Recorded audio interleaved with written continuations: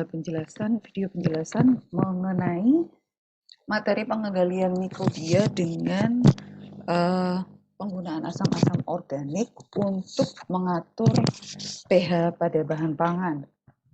Seperti yang telah saya sampaikan pada materi sebelumnya, dan ini juga sebagai sambungan dari materi pengawetan dengan suhu tinggi, penggunaan asam-asam organik sering dilakukan untuk melemahkan mikrobia sebelum dipanaskan. Kenapa mikrobia menjadi lebih lemah ketika ditambah dengan asam organik? Nanti akan kita bahas.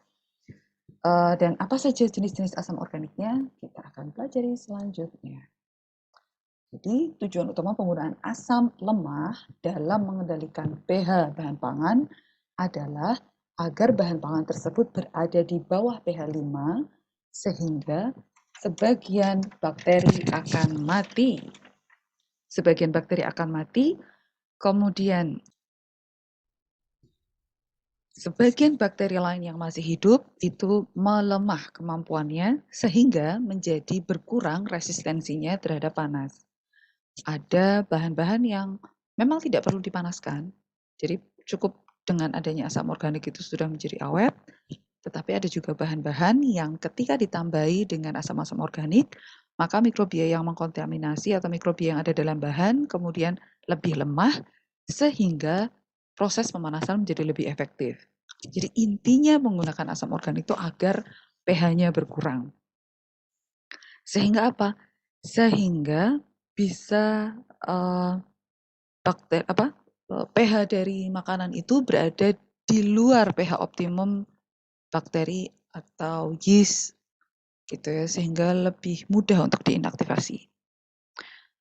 Rentang pH bagi pertumbuhan optimal mikrobia itu banyak yang rentang pH-nya antara 4 sampai 9, pH optimum 6,5 sampai 7,5 ya. Jadi pH-nya itu antara 4 sampai 9 dengan pH optimum 6,5 sampai 7,5. Jadi di rentang pH netral. Jamur dan yeast sebenarnya lebih suka pH asam. Maka pH-nya itu ya antara 1 sampai 9, kemudian pH optimumnya antara 4 sampai 6. Jadi lebih asam atau pH optimalnya di bawah pH bakteri sebagian besar ya. Maka banyak asam organik itu digunakan untuk biar pH bahan pangan itu di bawah pH 4 atau sekitar pH 4 lah ya, biar mikrobianya lebih lemah. Dan ini adalah pH minimum dan maksimum beberapa jenis mikrobia. Bisa Anda lihat mikrobia penyebab diare, E. coli misalnya, tidak bisa hidup atau menjadi inaktif di bawah pH 4. Begitu juga dengan Salmonella typhi, Streptococcus lacti, dan seterusnya ya. Mold dan yeast itu pH-nya memang lebih rendah.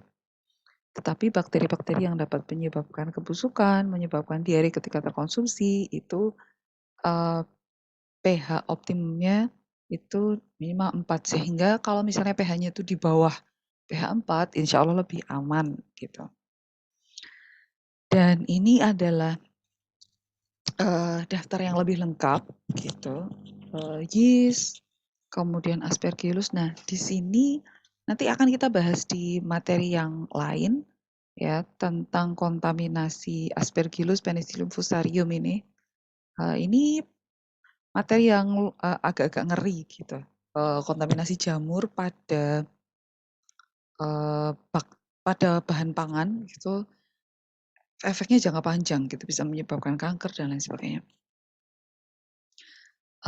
Tapi khusus untuk makanan yang efeknya seketika gitu ya, yang kontaminasinya dapat menyebabkan mual, pusing, ada yang keracunan, itu bisa Anda lihat di sini gram negatif maupun gram positif bakteria, itu pH-nya rata-rata pH pertumbuhannya di atas pH 4. Kemudian kalau Lactobacillus, bakteri asam laktat itu kan seringkali banyak strain yang justru dibutuhkan oleh kita ya. Nah, itu pH-nya memang di bawah 4. Tapi bakteri yang menyebabkan sakit kayak misalnya Bacillus cereus, Sibot, Listeria monocytogenes itu pH-nya di atas pH 4. Sehingga kalau kita bisa menambahkan suatu asam organik yang menstabilkan pH bahan pangan di bawah pH 4, maka bakteri-bakteri ini akan lebih lemah. Penggunaan pH untuk mengontrol mikroorganisme dalam makanan dilakukan untuk menekan pH serendah mungkin, tapi makanan itu masih bisa kita konsumsi gitu ya. Dan kemudian dapat membantu pengawetan karena dapat menurunkan populasi mikrobia resisten panas. Mikrobia itu cenderung mempertahankan pH internal di sitoplasmanya pada sekitar pH netral untuk mikrobia asidofil maupun neutrofil. Jadi kalau kita menambahkan asam organik pada bahan pangan, maka pH di luar bakteri atau pH lingkungan itu kan turun. Mikrobia itu kan berusaha untuk mempertahankan pH-nya, mempertahankan pH internal maupun eksternal. Jadi gini, sebentar. Sebenarnya gini, mempertahankan pH. Anda ingat nggak pH itu naik dan turun karena apa? pH itu turun kalau H+ meningkat. pH naik kalau H+-nya turun atau OH- meningkat. Jadi pH itu turun kalau H+-nya naik, makin banyak H+, maka pH-nya akan berkurang, makin asam. Karena H+ meningkat, gitu ya. Nah, bayangkan kalau misalnya bahan pangan ditambahi dengan asam organik, maka di sekitar mikrobia itu, di bagian luar dari mikrobia itu akan ada banyak H+. Mikrobia akan berusaha untuk mempertahankan pH atau H+ di dalam internal dia, di dalam dinding selnya, itu kurang lebih sama dengan pH di sekitarnya, di lingkungannya. Sehingga mekanisme mempertahankan pH ini yang dipergunakan untuk justru menginaktivasi mikrobia. Kenapa sih pH atau keseimbangan H+ itu penting? Karena keberadaan H+ akan mempengaruhi aktivitas enzimatis. Kalau pH-nya terlalu rendah, maka protein dalam hal ini adalah enzim. Enzim kan protein ya. Enzim yang mengatur aktivitas mikrobia itu dapat inaktif kalau terlalu banyak H+. Kemudian kalau Anda masih ingat materi biologi sel, maka Anda mungkin akan ingat itu materi biokimia deh.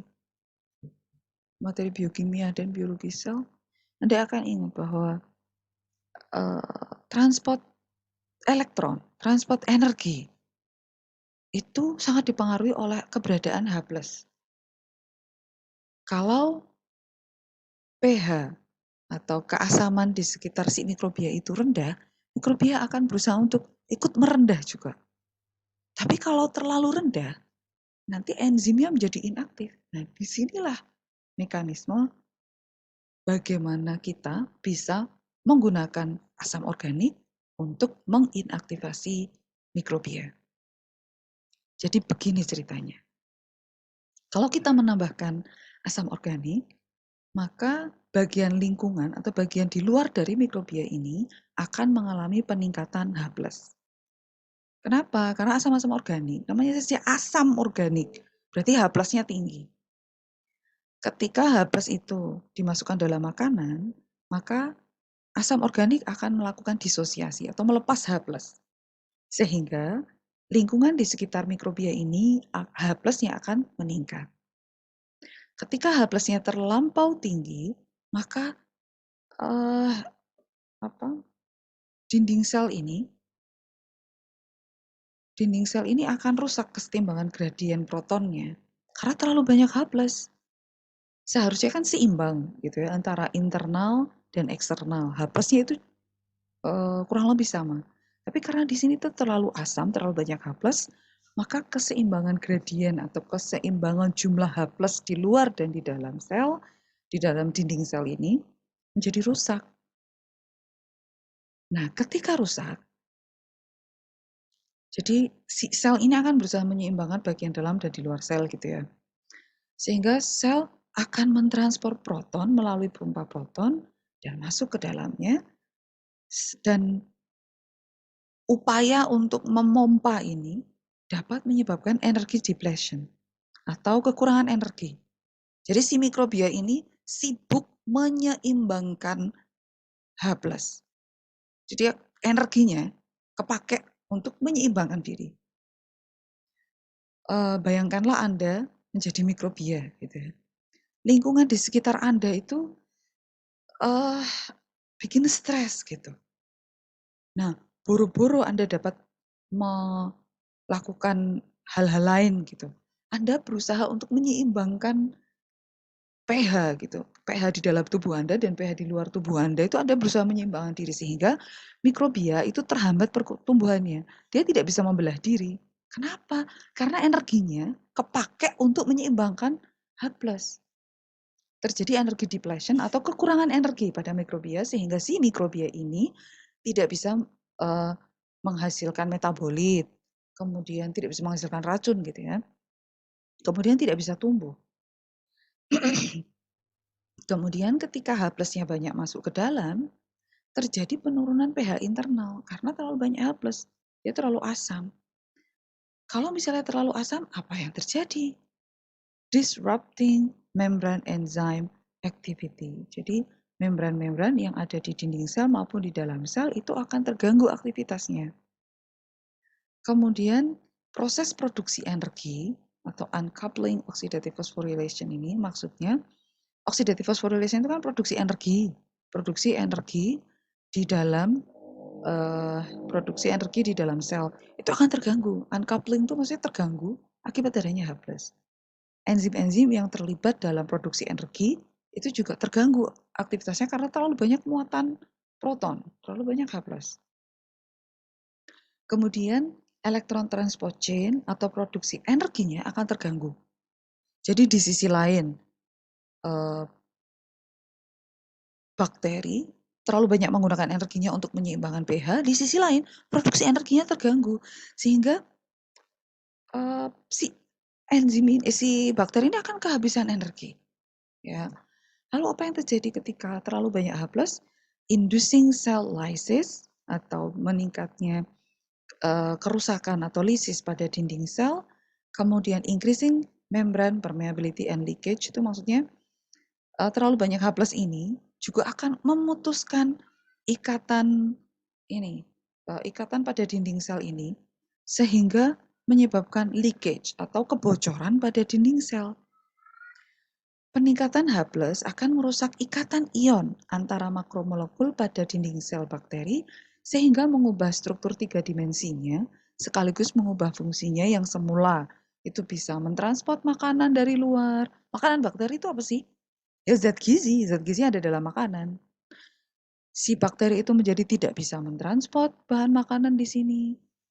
Kemudian dia tidak bisa mendapatkan makanan, produksi energinya terganggu, dinding selnya rusak. Nah, matilah si mikrobia ini. Begitu ceritanya. Nah, asam-asam kuat itu jarang dipergunakan untuk pengawetan. Tetapi dapat pula misalnya asam fosfat itu digunakan pada minuman berkarbonasi ya sebagai asidulan atau sebagai pengasam.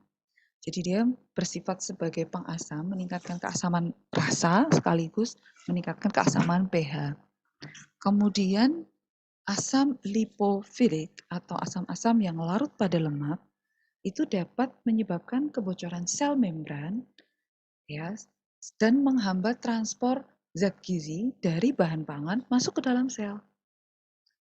Begitu. Kemudian tingkat efektivitasnya itu asam astat itu paling efektif, kemudian di bawahnya adalah asam propionat, asam laktat, dan asam sitrat. Nah, sekarang kita bahas dulu asam astat dan asam laktat. Kedua bahan ini adalah pengawet yang paling sering digunakan dengan aktivitas antimikrobia, menurunkan pH di bawah kisaran pertumbuhan, dan mengganggu metabolisme mikrobia sehingga tidak bisa tumbuh. Gitu ya. Sering dipergunakan pada pickle, sauerkraut. Sauerkraut itu acar, semacam acar gitu dari Jerman. Kemudian susu fermentasi. Dalam sauerkraut, jadi sauerkraut itu kayak kimchi gitu, tapi tidak berwarna merah, warnanya lebih terang. Asam laktat itu bisa diproduksi justru oleh bakteri asam laktat yang memfermentasi sayuran di dalamnya. Begitu juga dalam minuman fermentasi, itu asam laktat itu dihasilkan oleh bakteri asam laktat. Fungsinya bisa menyehatkan pencernaan kita sekaligus menginaktivasi bakteri pembusuk. Lalu bagaimana sih kok mikrobia itu ada mikrobia yang kayak misalnya bakteri asam laktat gitu ya, BAL. Itu kok dia bisa tahan ya di pH asam? Ya karena bentuk struktur 3 dimensi dari dinding selnya memang berbeda dengan bakteri yang non asam laktat. Jadi struktur susunan asam-asam aminonya memang sedemikian rupa sehingga dia lebih tahan terhadap H+ yang tinggi. Kemudian asam asetat sebagai cuka ya, jadi larutan cuka itu mengandung sekitar 5-10% asam asetat. Yang 90% apa? Air, gitu ya. Nah, cuka itu banyak terkandung di dalam acar, salad dressing, saus gitu. Nah, asam asetat ini baik untuk menghambat pertumbuhan bakteri yang pH optimumnya 6 ke atas. Dengan cara apa? Melemahkan gradien sel membran dan menaturasi protein dinding sel sehingga terjadi lisis dan isi sel akan keluar dan bakteri tersebut mati. Sering dipergunakan seberat 1-2% dari berat bahan pangan. Kemudian asam laktat itu ada yang dipakai sebagai asam laktatnya, ada yang digunakan sebagai garam berupa sodium laktat dengan jumlah sekitar 2% volume per volume pada minuman berkarbonasi, salad dressing, asinan sayuran, dan seterusnya ya, yang diproses dengan suhu rendah di bawah 100 derajat Celcius. Kenapa harus di bawah 100? Karena kalau di atas 100 asam laktatnya akan rusak. Asam laktat ini kurang efektif dibandingkan asam asetat, propionat, benzoat, dan sorbat, tapi lebih efektif daripada sitrat. Mekanisme antimikrobianya adalah menetralisir muatan dinding sel, jadi dia mengubah pH-nya, sehingga ikatan antar makromolekul di dalam dinding sel akan melemah dan dinding sel menjadi lebih mudah bocor. Digunakan terus asam propionat gitu. Asam propionat Anda akan sering menemukan propionic acid atau asam propionat ini di dalam produk bread atau produk bakery gitu ya. Kemudian pada keju, jam, jelly, dan saus tomat karena dia efektif pada sebagian besar jamur dan bakteri sehingga akan produk-produk ini akan lebih tahan ketika disimpan di suhu ruang ya. Tapi sayangnya dia kurang efektif pada yeast. Asam propionat mampu menurunkan pH sitoplasma dan mengurangi stabilitas gradien proton membran sel sehingga dapat menyebabkan lisis pada membran sel. Kemudian ada lagi asam sorbat yang digunakan pada permen, mayones, spread, salad dressing gitu ya sebanyak sekitar 0,05 sampai 0,2% ya. Karena dia efektif pada jamur dan yeast, kemudian efektif pada bakteri aerobik dengan cara merusak enzim-enzim yang ada di dalam mikrobia tersebut sehingga dia tidak bisa memproduksi energi, tidak bisa membelah diri dan seterusnya ya. Kemudian mengganggu proses produksi energi pada TCA cycle karena menginaktivasi enzim pada TCA cycle. Selain itu, dia mengganggu mekanisme pembentukan dinding sel sehingga kalau misalnya ada kebocoran pada dinding sel itu tidak bisa ditambal oleh si mikrobia ini. Kemudian mengganggu pembentukan protein RNA dan DNA pada bakteri sehingga kalau RNA dan DNA bakteri itu tidak bisa dibentuk kan si bakteri tidak bisa membelah diri. Gitu. Asam sorbat juga dapat menghambat pembentukan spora sehingga dapat menurunkan stabilitas panas pada bakteri. Kemudian ada asam sitrat yang banyak sekali dipakai pada kecap, pada saus, jam, jelly, keju, sayuran kalengan, dan lain sebagainya. Yang fungsi atau mekanisme antimikrobianya adalah mengikat kation divalen pada dinding sel. Jadi kalau misalnya ada kation Mg2 gitu. Atau kation-kation lain yang divalen atau double gitu ya, itu pada dinding sel itu dia akan dipotong sehingga tadi ujungnya adalah menyebabkan kebocoran pada dinding sel. Asam sitrat ini paling lemah gitu kekuatannya daripada asam-asam organik yang lain, tetapi dapat memperbaiki flavor gitu sehingga sering dipergunakan. Nah, banyak juga ini yang pakai asam benzoat. Banyak kosmetika itu juga menggunakan Na-benzoat atau yang sering disebut sebagai paraben, ya, parabenzoat.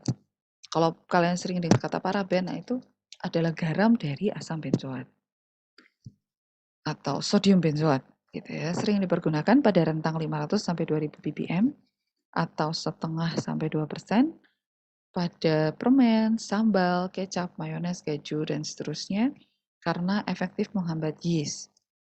Kemudian dia mekanismenya adalah menghambat kinerja enzim fosforilase oksidatif sehingga si bakteri tidak mampu menghasilkan energi bagi pertumbuhannya dan bagi seluruh kinerja sel sehingga dia si bakteri ini akan terganggu proses TCA cycle-nya, membran selnya rusak, produksi proteinnya akan terganggu oleh asam benzoat. Nah, kalau misalnya itu terjadi di dalam tubuh kita memang bahaya ya. Tapi di sisi lain penggunaan pengawet itu menjadi tidak bisa kita tidak bisa menghindari gitu ya penggunaan pengawet karena produk pangan itu kan dari produsen harus didistribusikan, harus nunggu di toko sebelum kita beli dan selama proses menunggu itu sebisa mungkin bakterinya tidak bisa tumbuh. Karena kita mau makan produknya kan, bukan makan bakterinya gitu. Seperti itu, demikian penjelasan singkat dari materi penggunaan asam-asam organik untuk menurunkan pH pada proses pengawetan.